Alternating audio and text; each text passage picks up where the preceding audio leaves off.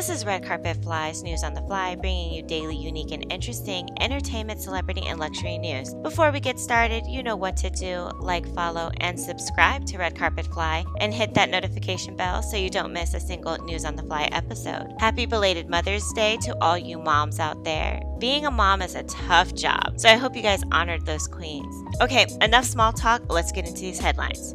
So, where to start? Well, videos have been circulating online of the feds raiding Young Thug and Gunna's houses, or at least I think they were raiding them. News broke last night that these guys have been hit with Rico charges. According to XXL, on Monday night, journalist Michael Seaton of local Atlanta news station WSB-TV reported that Thugger, Gunna, and 26 other members of YSL have been indicted on Rico charges, with Thugger being taken into custody at his home. According to Seaton, the indictment includes charges of conspiring to violate the Racketeering, Influence, and Corruption Organizations Act, RICO, murder, armed robbery, and participation in criminal street gang activity. For those of you who don't know, a violation of RICO occurs when a person in connection with an enterprise engages in a pattern of racketeering activity. Racketeering activity includes arson, bribery, and counterfeiting. You know, I was just thinking in the shower, because that's where I do most of my best thinking. These guys are so talented, but they F themselves over with this gang life.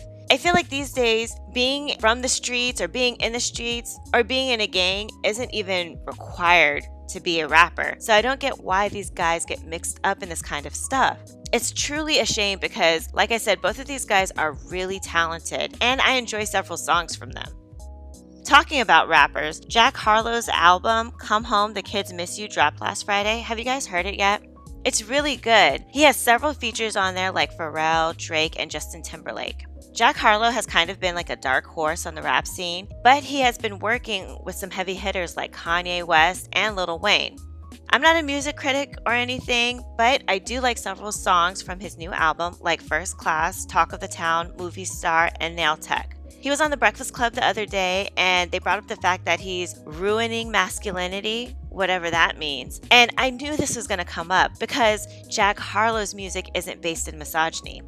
What I like about Jack Harlow is that he raps about what he knows. He's not a gangster rapper, and as I mentioned to you before, it's not a requirement to be in these streets to be a successful rapper. Why is it when rappers aren't rapping about abusing or using women or talking about hitting a lick, they're considered soft rappers? What do you guys think of this critique of Jack Harlow? Do you think Jack Harlow is soft? Comment below and let me know your thoughts. Lastly, I wanted to talk about Gucci. Yes, Gucci is making the news again, but this time it's making headlines because it's speaking out on its support of women's reproductive rights. You know, I wouldn't be a real one if I didn't talk or at least touch upon the Roe v. Wade situation. I'm really glad that this was leaked because as my mom, who's an attorney, likes to say, this is a slippery slope. If Roe v. Wade is overturned in the Supreme Court, other civil liberties can be on the chopping block, like affirmative action, freedom of religion, freedom of speech, and freedom of the press, just to name a few. So according to Women's Wear Daily, the company will now provide travel reimbursement to any U.S. employee who needs access to health care not available in their home state. The luxury brand issued a statement Sunday that said, when Gucci founded the global Chime for Change campaign in 2013, the company committed to use its voice and resources in the global fight for gender equity. As we now face a critical moment in U.S. history, Gucci remains steadfast in its belief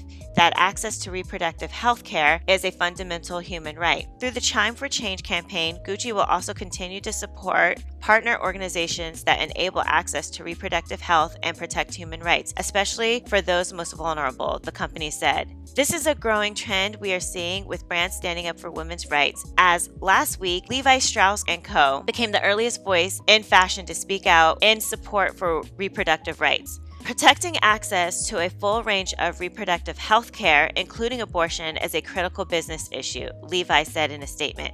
I really like that these brands are becoming more socially aware. Over the past 10-20 years, I really have seen the evolution of brands being more socially aware and growing and changing with their target market, which is smart because shoppers today want to patronize brands that are socially conscious. But it's a double-edged sword, right? Because if a company doesn't know its target audience and comes out for or against a cause, it could possibly hurt them, like Goya.